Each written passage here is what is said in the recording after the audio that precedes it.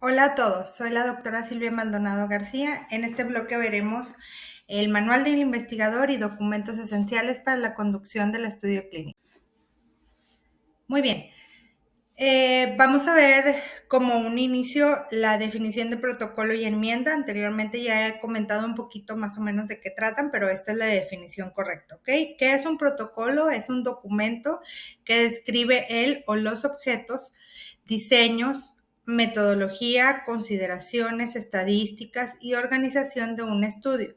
Generalmente el protocolo también proporciona los antecedentes y fundamentos para el estudio, pero estos podrán ser proporcionados en documentos referenciados en el protocolo mismo. ¿Qué es una enmienda al protocolo? Es una descripción escrita de cambios o aclaración formal de un protocolo. El contenido de un protocolo de estudio debe incluir generalmente los siguientes tópicos. Sin embargo, la información específica del sitio donde se realiza el estudio se puede proporcionar en una hoja o hojas del protocolo separadas o mencionada en un acuerdo por separado, y alguna de la información que a continuación se menciona puede estar incluida en otros documentos referenciados en el protocolo, como el folleto del investigador. El contenido del protocolo de estudio debe incluir generalmente los siguientes tópicos, que es una información general, antecedentes, objetivo y propósito del estudio, diseño del estudio, selección y retiro de los sujetos, el o los tratamientos que se administrarán, evaluación de eficacia, evaluación de seguridad, estadística y acceso directo a los datos o documentos fuente. Esto es lo que debería de contener un protocolo en sí, porque recuerden, cuando nos llega el protocolo a nosotros, ellos nos van a decir qué es lo que debemos hacer día tras día, hora tras hora y minuto tras minuto totalmente.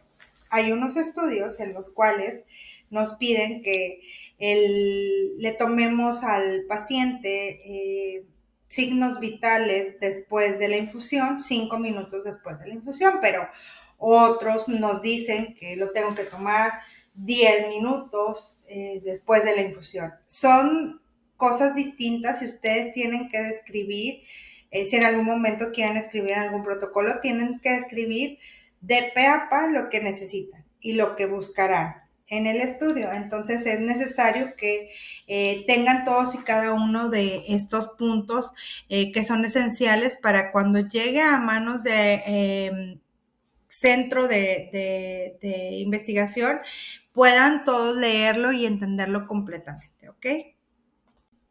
Muy bien, esta imagen me gusta mucho porque nos dice cómo va a funcionar el hecho de que tú puedas realizar un protocolo o que el protocolo se lleve a cabo y que el medicamento lo puedan vender.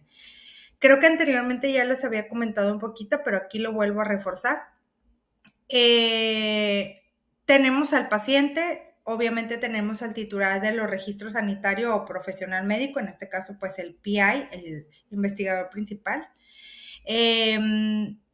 Este es contratado por todas las empresas farmacéuticas y ellos se hacen como cargo pues de que, o se ponen de acuerdo, vamos a decir, de qué enfermedad quieren investigar, de qué medicamento quieren investigar, obviamente si la farma está pues de acuerdo con esa investigación. Existen muchas farmas que dan el dinero a los médicos para que ellos puedan hacer su investigación propia. Entonces, contactan a la farma, pero obviamente pues nosotros se sabe que no podemos hacer absolutamente nada sin que tengamos la autorización de la regulación del país, en este caso que es la COFEPRIS. Ellos autorizan, ya que hayan autorizado, pues tenemos que irnos al centro de investigación o quien nos va a ayudar a realizar y recabar todos los datos. Obviamente debemos de saber en qué fase de protocolo vamos a trabajar, si es fase 1, si es fase 2, y qué vamos a buscar, si vamos a buscar la farmacocinética del medicamento y demás. Todo esto obviamente por lo que está descrito. También tiene que pasar por manos de comité de ética y comité de investigación y volver a la situación de la farma, pues para saber cómo van los estudios, los resultados y todo esto, saber si funciona o no funciona, si lo van a mandar o lanzar a la venta al público o que van a realizar, ¿ok? Entonces es literal la vuelta que deberían de tener todos y cada uno de los protocolos que quisiera lanzar. Y pues bueno, ahí está. Esta diapositiva, este slide es muy bueno para poderlo comprender un poco mejor. El manual del investigador, el folleto investigador o en inglés Investigator Brochure. Es una compilación de los datos clínicos y no clínicos de los productos en investigación que son relevantes para el estudio de los productos en seres humanos. Su objetivo es proporcionar a los investigadores y a otras personas involucradas en el estudio la información para facilitar el entendimiento del fundamento y el cumplimiento de varias características importantes del protocolo, como la dosis, la frecuencia, el intervalo de dosis, métodos de administración y procedimientos de monitoreo de seguridad. La información deberá presentarse en forma concisa, simple, objetiva, balanceada y no proporcional, de manera que permita que un clínico o un investigador potencial lo pueda comprender y que elabore un juicio propio y no sesgado de la relación riesgo-beneficio de lo apropiado al estudio propuesto. Normalmente, el patrocinador es el responsable de asegurarse que él o los investigadores cuenten con un folleto de investigador actualizado. Los investigadores son responsables de proporcionar el folleto del investigador actualizado y estos a su vez tienen que actualizar a los comités de ética y comités de investigación a ser responsables de que pues estén actualizados como. En el caso de que el estudio esté patrocinado por un investigador, el investigador o patrocinador deberá determinar si existe un folleto elaborado por el fabricante comercial. Entonces, en resumen, el manual del investigador literal es un resumen del protocolo. Esto se da porque a veces lo meten como enmiendas. Ya hablamos del punto de las enmiendas.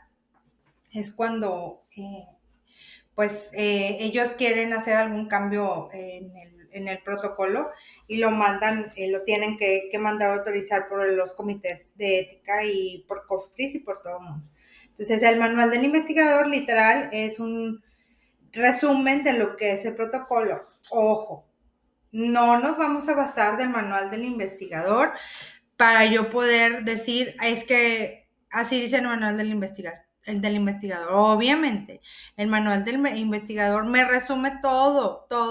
Vamos a decir, el manual del investigador tiene 50 páginas, pero el protocolo tiene a lo mejor hasta 500 páginas. Entonces, es lo más relevante. Obviamente, como les digo, no nos vamos a basar en el manual para poder echar a andar un protocolo. Este manual, como bien lo dicen, es más para el investigador como tal. Es donde vienen todos los endpoints que pueden llegar a tener el protocolo.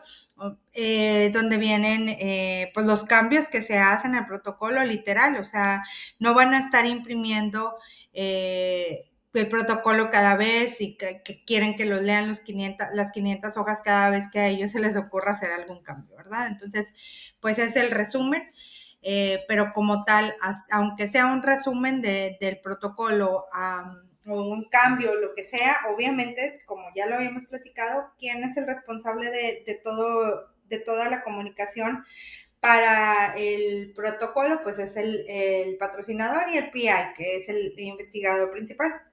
Entonces tienen que estar como buzos porque manual de investigador hay miles. O sea, ellos pueden a lo mejor hasta mandar un manual de investigador porque se equivocaron abajo, en vez de decir versión, decía versión.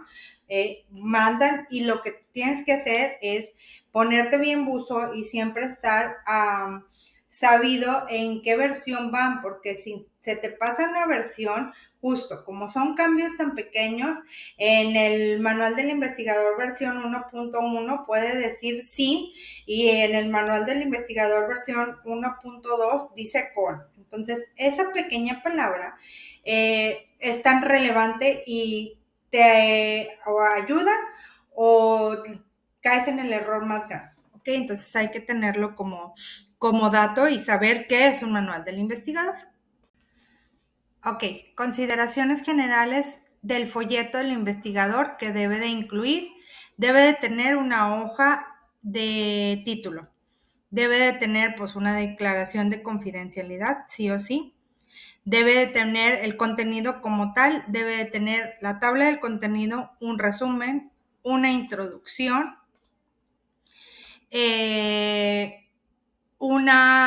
pues lo que viene siendo propiedad física, química, farmacéutica o formulación, estudios no clínicos, que son introducciones, y efectos en humanos, que también es una introducción. Como les digo, es un resumen totalmente del protocolo como tal. Pero esto no quiere decir que no sea importante, ¿verdad? Al final del día, cuando ellos ya ven que son muchos cambios que se hacen, ahora sí mandan versiones nuevas al protocolo.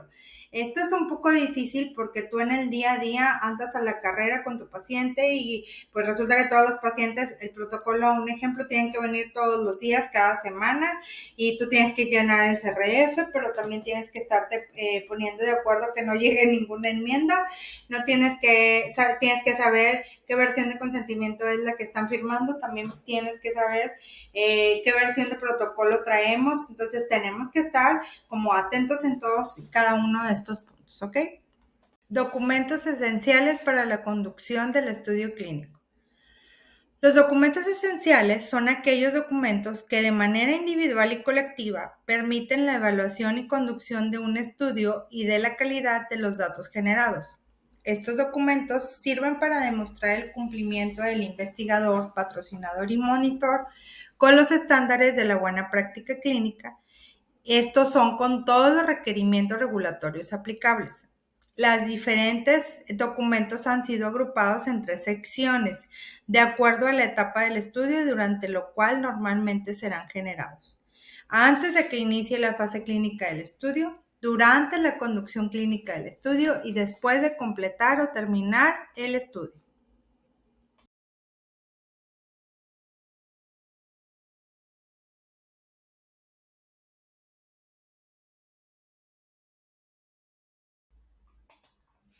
Durante la conducción clínica del estudio. Además de que los documentos antes mencionados se encuentran en el archivo, los siguientes deberán agregarse a los expedientes durante el estudio como evidencia de que toda la información relevante nueva se documenta según se va obteniendo. Esto quiere decir completamente que el protocolo está vivo completamente y a pesar de que no tengas paciente, el protocolo siempre va a tener SUSARs, va a tener enmiendas, va a tener enmiendas al protocolo, digo, así el protocolo, el consentimiento y demás. Como bien lo dice, son actualizaciones de folleto del investigador, cualquier revisión que son documentar las revisiones de los documentos relacionados con el estudio, que se realicen durante el desarrollo del estudio, el Consejo de Revisión Institucional y Comité de Ética Independiente, debe de revisar la autorización, aprobación, notificación a las autoridades regulatorias cuando se requiera. De currículum vitae del investigador o subinvestigadores. Esto. Hay muchos protocolos que son protocolos largos y a pesar de que, aunque ustedes no lo crean, a veces el protocolo dura 10 años. Yo tengo varios protocolos que ya duraron 12 y 15 años. Entonces, año tras año, debo de estar actualizando los currículums de los investigadores y subinvestigadores, sí o sí. ¿ok? Y de todo el equipo, no nada más de ellos. Así como las GCPs y demás. Entonces, pues se tiene que hacer, ¿ok? ¿Por qué? Porque pues yo tengo que decir que pues mi investigador y mi subinvestigador y todo el equipo están aptos para poder seguir con el protocolo y que saben qué hacer como tal, ¿ok? La actualización de los valores o rangos normales para procedimientos técnicos, pruebas médicas de laboratorio incluidas en el protocolo, de igual manera, año tras año se tienen que cambiar. Bueno, esto depende de cada cuándo le den la certificación a los equipos que califican los rangos normales. Clásicamente son 1 o 2 años, dependiendo de cada hospital y de cada lugar, ¿verdad? Entonces, pues bueno, tenemos que tenerlos actuales, por decir, no se vale que yo tenga uno del año 2000 cuando ya es 2024. Digo, se vale pues porque a lo mejor la certificación para los equipos que toman los laboratorios pues es de 4 años, pero clásicamente siempre es anual o cada 2 años. ¿Ok? Actualización de los procedimientos técnicos o pruebas médicas del laboratorio, de igual manera.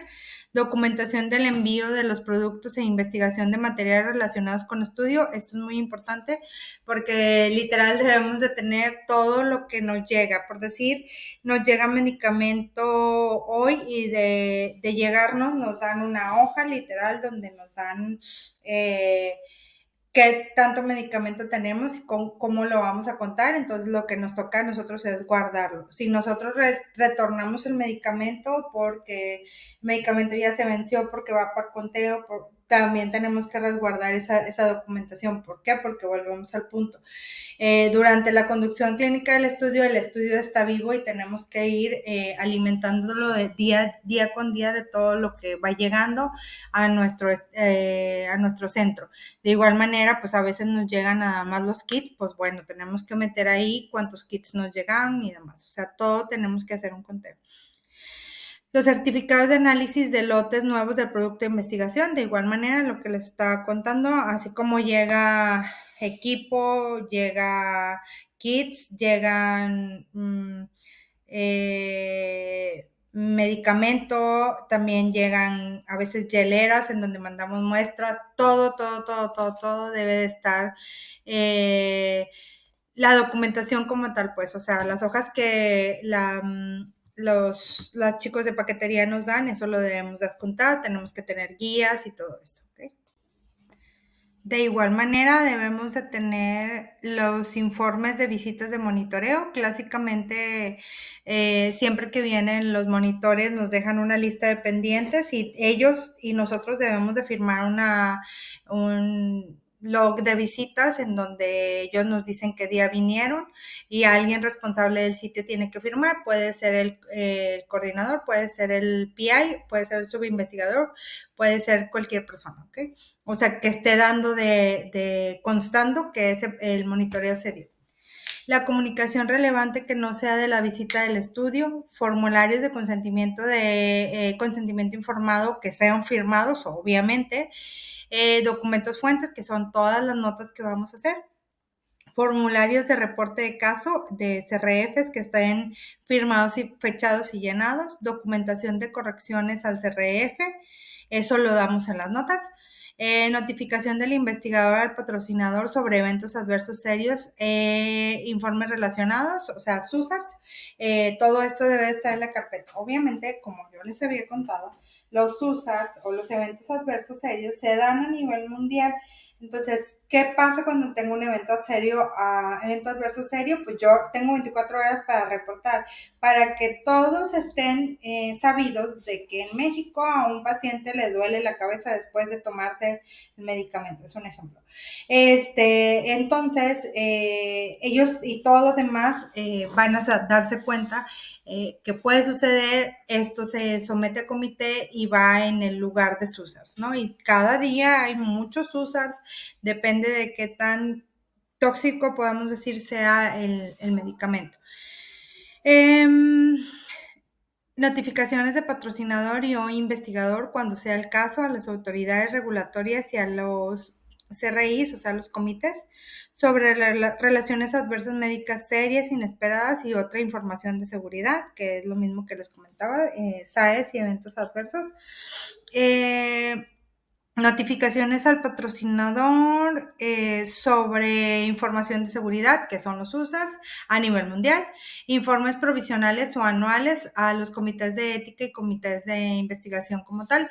Esto es importante porque año tras año, así como tengo protocolos que duran 15 años, hay otros que son rápidos como los de COVID que duran meses, pero yo tengo que estar dando información anual al comité de ética. ¿Por qué? Porque pues imagínense, ellos no saben que el protocolo tal va a durar 10 años, entonces tienen que tener información de que, no, hombre, pues este año no tuvimos pacientes, ya no tenemos pacientes, solamente estamos llenando datos y recopilando datos, entonces se debe de hacer un reporte anual. La lista de selección de sujetos, claro, esto es cada vez que tengamos pacientes nuevos, entren o no entres al protocolo, perdón, se tienen que dar y tienen que estar. Hay un log de screening en donde te pone literal si el paciente pasa a ser randomizado o no, entonces hay un log de selección de sujetos. Lista de códigos de identificación de sujetos, también hay una lista que tenemos que llenar, un log de pacientes randomizados, ahí es donde pones el número de paciente que le corresponde a qué paciente como tal. Lista de inclusión de sujetos, contabilidad de productos de investigación en el lugar donde se realiza el estudio. Obviamente, pues ya saben que esto como está vivo, cada vez que viene el monitor se hace un conteo de medicamento y esto lo hace dependiendo, porque pues a lo mejor en un sitio abren el protocolo, nada más tiene un paciente y el paciente viene cada mes y cada mes se le dan 3 botecitos, pues hay monitores que quisieran y que hacen totalmente el conteo cada 3 botes y hay otros que lo dejan para cada 5 veces que vienen. Entonces, todo depende, ¿no?